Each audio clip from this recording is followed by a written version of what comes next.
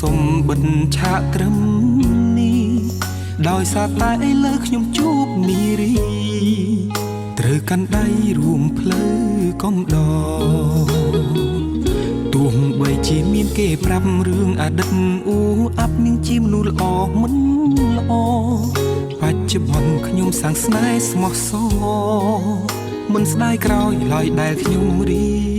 បការកូនក្រមុំបងអើយកូនក្រមុំបងអើយអូនគ្រាន់តែជាមនុស្សស្រីម្នាក់ដែលសាមញ្ញធម្មតាពេលសំទិញផ្ទឹមឬចម្រៀងចងដៃពីរស់ណាស់ហេតុអ្វីបើជាហូរទឹកមេត្រាកូនក្រមុំបងអើយកូនក្រមុំបងអើយអូនមិនមែនជាមនុស្សស្រីល្អឥតខ្ចោះឬក៏អស្ចារ្យតែខ្ញុំព្រមស្ម័គ្រចងនង5ប្រការអរគុណម៉ាក់និងតាញញឹមហើយជូនពរកូនផ្លូវជីវិតនេះខ្វែងខ្វាត់វ័យម្លេះគ្មានភ្លើងស្ទប់ទេត្រជាក់ក្តៅយ៉ាងណាក៏ខ្ញុំត្រូវតែចេះមើលថែគ្នារៀងខ្លួនរស់នៅជាជីវិតគូទោះហត់នឿយតស៊ូក៏ត្រូវសណ្ដោងសន្ដូនថែរក្សាគ្នារហូតដល់កូនគឺចិត្តមិនអាចផ្លាស់ប្ដូរឡើយណាកូនក្រមុំបងអើយកូនក្រមុំបងអើយអូនគ្រាន់តែជាមនុស្សស្រីម្នាក់ដែលសាមញ្ញធម្មតាពេលសំទិញផ្ទឹមឬចម្រៀងចងដៃពីរស់ណាស់ហេតុអ្វីបើជាហូរទឹកមេត្រាកូនក្រមុំបងអើយកូនក្រមុំបងអើយអូនមិនមែនជាមនុស្សស្រីល្អឥតខ្ចោះឬក៏អស្ចារ្យតែខ្ញុំព្រមស្ម័គ្រ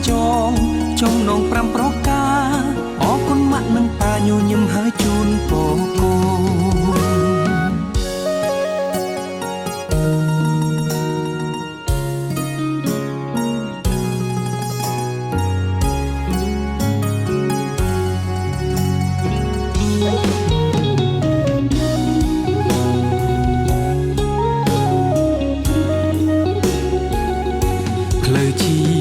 នេះ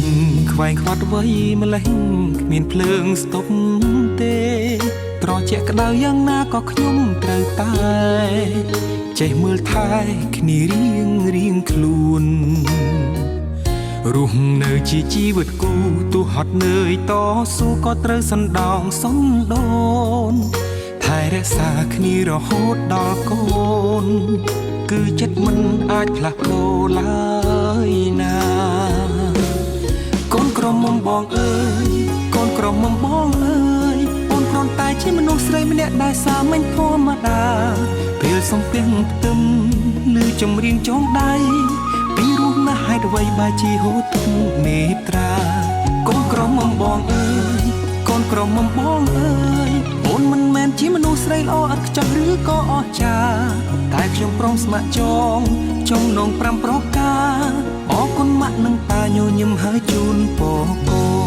ន